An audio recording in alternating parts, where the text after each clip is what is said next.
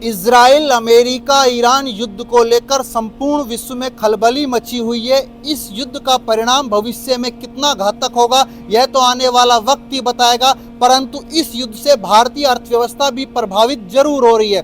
भारतीय अर्थव्यवस्था की बात करें तो पूरे देश की नज़र पेट्रोलियम पदार्थों पर टिकी हुई है कि यहाँ की स्थिति भविष्य में क्या होगी। हाल ही में गैस के दामों में भी वृद्धि हुई है, जिसका सीधा सीधा प्रभाव आम जन की रसोई पर भी पड़ेगा। बात करें हम अलवर के उद्योगों की, अलवर के उद्योगों पर भी इस युद्ध का प्रभाव पड़ रहा है। हमारे साथ लघु उद्योग भारती के अध्यक्ष शशांक झालानी जी है, उन्हीं से बातचीत करते हैं। शशांक जी, युद्ध चल रहा है, अलवर की अर्थव्यवस्था की बात करें, अलवर के उद्योगों की बात करें, किस प्रभाव पड़ेगा? जी देखिए, मोस्टली जो इंडस्ट्रीज़ है उसमें ट्रांसपोर्टेशन की बहुत इम्पोर्टेंट रोल रहता है।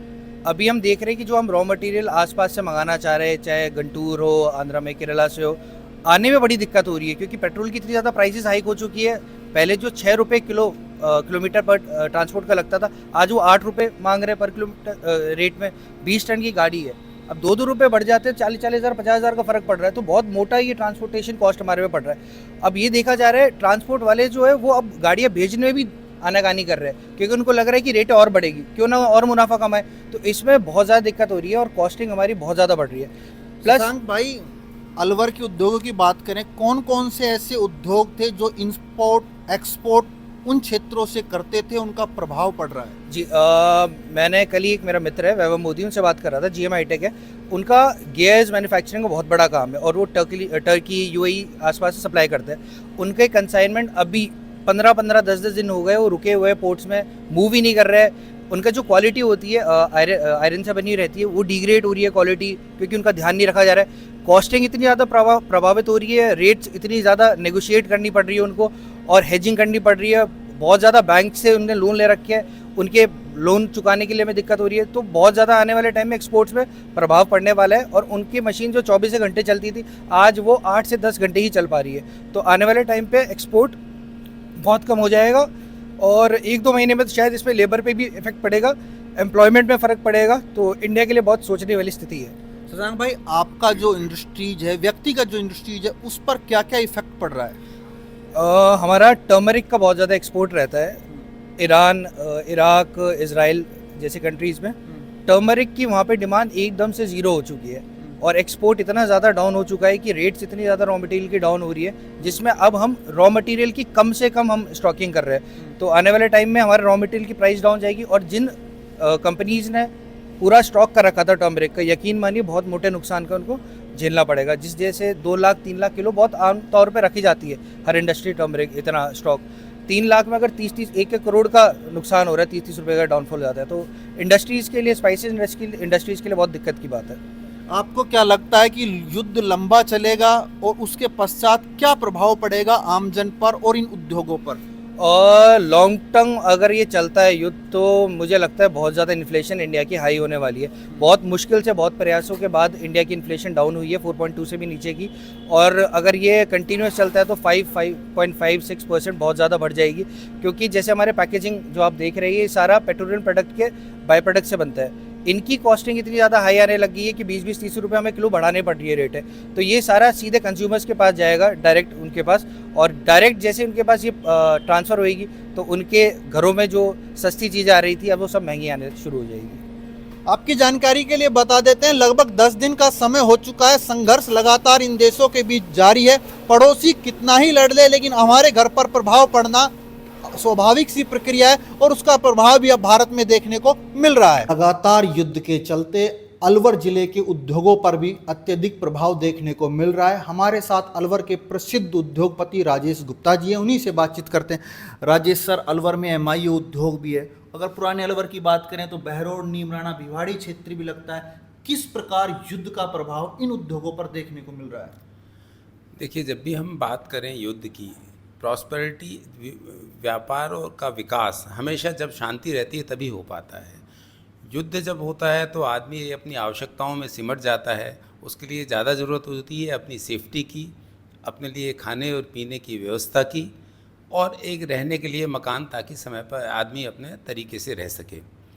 लेकिन युद्ध होने के कारण एक सबसे बड़ी जो मुश्किल आ रही है वो ये है कि हमारी जो बेसिक एनर्जी प्राइसेस हैं वो बहुत ज़्यादा बढ़ रही हैं, और जब एनर्जी प्राइस बढ़ती हैं तो उसका जितनी भी उद्योगों के उत्पादन पर है उसकी कॉस्ट का बहुत बड़ा पैसा उसमें इन्वॉल्व हो जाता है। आ- उसके साथ ही आज क्रूड से जितने भी प्लास्टिक, पीवीसी, पॉलीप्रोपिलीन जितने भी प्रोडक्ट बन रहे हैं उन प्रोडक्ट की प्राइस में अप्रत्याशित वृद्धि हुई है।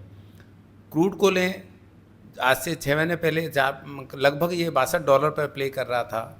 कुछ टाइम 1 महीना पहले भी लें तो लगभग $70 के आसपास प्राइस चल रही थी। आज की डेट में वो प्राइस $116 पे चली गई है। ऑलमोस्ट जस्ट डबल हो गया है पिछले 3 महीने में। अकॉर्डिंगली आपके जितने भी प्रोडक्ट हैं, पेट्रोलियम प्रोडक्ट हैं या इनसे बनने वाले पीवीसी और पॉलीप्रोपिलीन प्रोडक्ट हैं, सबकी प्राइसेस बहुत तेज़ी से बढ़ रही है और इसके दुष्परिणाम उद्योगों पर पड़ेंगे। डिमांड घटेगी और डिमांड घटने के साथ प्राइस ऊंची होंगी। नेचुरली है, जब प्राइस ऊंची होती है तो डिमांड वैसे भी घटती है, उसके साथ साथ सामने से डिमांड भी कम हो जाएगी क्योंकि लोग अपनी आवश्यकताओं को सीमित करते हैं युद्ध के टाइम में। राजेश जी, अभी हम देखते हैं कि मार्केट में जो व्यापारी है, उद्योगपति है, मार्केट में पूरी खलबली मची हुई है और एक अस्थिरता का माहौल है। व्यापारी समझ नहीं पा रहा कि किसकी कॉस्टिंग कहाँ जाकर रुकेगी। इसका सीधा सीधा प्रभाव आमजन पर भी पड़ेगा। क्या सुरक्षा हो सकती है इस प्रोडक्ट को रिलेटेड से?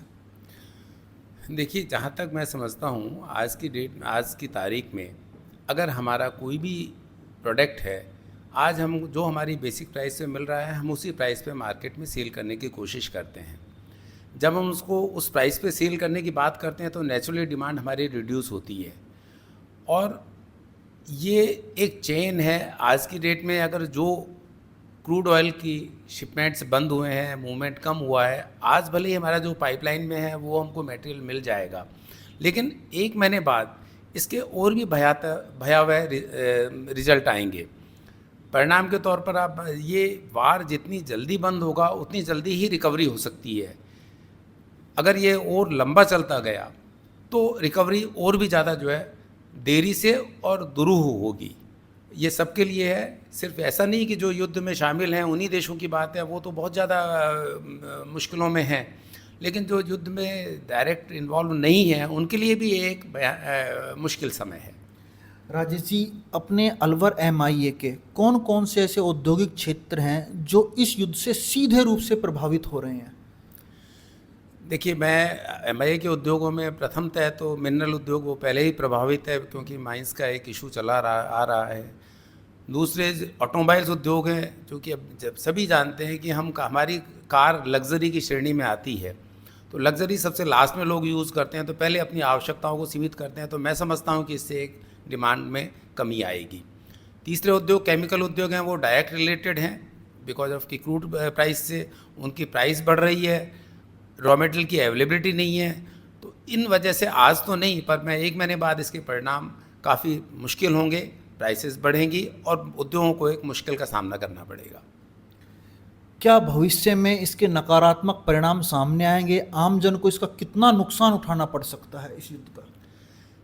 देखिए, अल्टीमेटली जब भी ये युद्ध है, प्राइसेस बढ़ती हैं तो मुश्किलें तो आम जन के सामने ही आती हैं क्योंकि अल्टीमेटली प्राइस का प्रभाव वहीं पड़ता है। लेकिन इसका अगर उत्पादन कम होता है उसका एक रिवर्स इम्पैक्ट भी आता है। अगर बेरोज़गारी थोड़ी बढ़ती है तो ये एक बेरोज़गारी बढ़ने से भी, चूँकि एक हमारी कॉस्ट बढ़ेगी, लिविंग कॉस्ट बढ़ेगी और हमारी आमदनी कम होगी, तो तकलीफ़ें तो आम जन को आएंगी ही। तो मैं ये समझता हूँ कि जितना जल्दी से जल्दी इस वार का ख़त्म हो उतना ही जल्दी हम लोगों के लिए अच्छा है।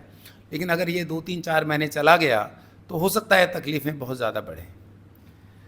दुनिया के देश आपस में लड़ रहे हैं जिसका सीधा प्रभाव अलवर भारत देश की धरती पर भी पड़ रहा है। अलवर का मत्स्य औद्योगिक क्षेत्र भी इससे अछूता नहीं है और अगर ये युद्ध लगातार चलता रहा तो अलवर का मत्स्य उद्योग क्षेत्र भी इससे सीधा प्रभावित होगा, जिसका प्रभाव अलवर की जनता नहीं पूरे देश की जनता पर भी पड़ेगा। संदीप यादव, वॉइस ऑफ प्रतिज्ञा, अलवर।